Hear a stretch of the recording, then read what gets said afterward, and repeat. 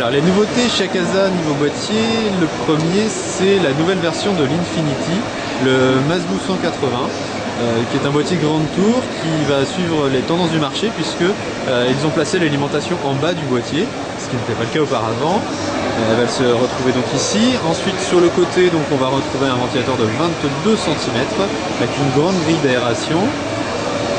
Sur le dessus ici une grande grille d'aération aussi mais sans ventilateur.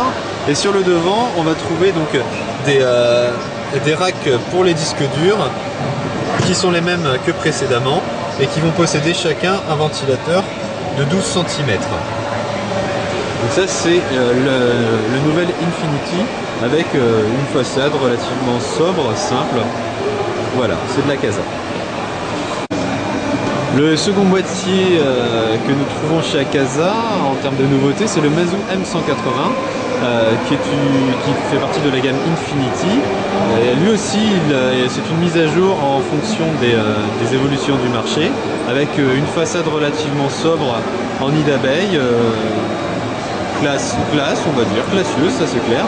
Le petit panneau à l'avant où l'on va retrouver la connectique qui est maintenant d'actualité, c'est-à-dire le ISATA, en plus du Firewire, des deux ports USB et des barreaux audio en façade.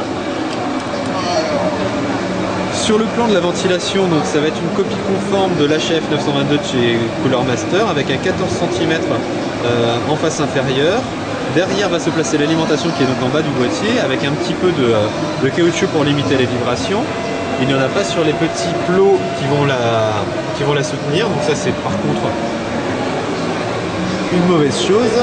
À l'arrière, on va pouvoir placer un 140 mm, non, un 120 mm, et au-dessus, à la face supérieure, on va pouvoir placer deux ventilateurs de 14 cm. Sur le plan des disques durs, donc un système sans vis relativement cheap. Je l'ai essayé, il fait très plastique, je vais vous passer l'essai, mais à l'intérieur donc des cages dans lesquelles vous allez venir visser vos disques durs sur des œillets. Donc là on reprend un système bien connu qu'on retrouve dans d'autres marques, notamment chez Antec, et ça c'est un système qui est plutôt pas mal. Après il faudra voir si dans les tests ça marche aussi bien que chez Antec. Ces petites cages pour disques durs, on peut les enlever soit par l'intérieur du boîtier, soit par l'avant après avoir démonté toute la façade.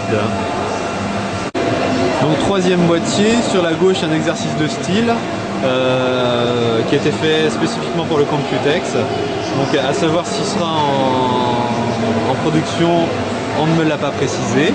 A priori ça serait le Mazbu 90 qui reprendrait celui-ci. Le Mazbu M90 qui reprendrait le même principe que les deux précédents, c'est-à-dire grosse ventilation et alimentation en bas du boîtier. Pour le moment en tout cas c'est un simple. Et ici donc le Zen Case, c'est un boîtier qui est un petit peu comment dire, bas de gamme tout simplement.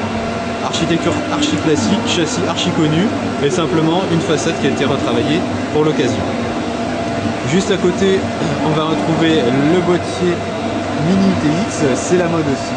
On va commencer à s'y mettre. Il y a quelques tests qui vont paraître sur 59 Hz dans pas très longtemps. Donc un boîtier sans particularité qui acceptera les cartes mères en format Mini TX.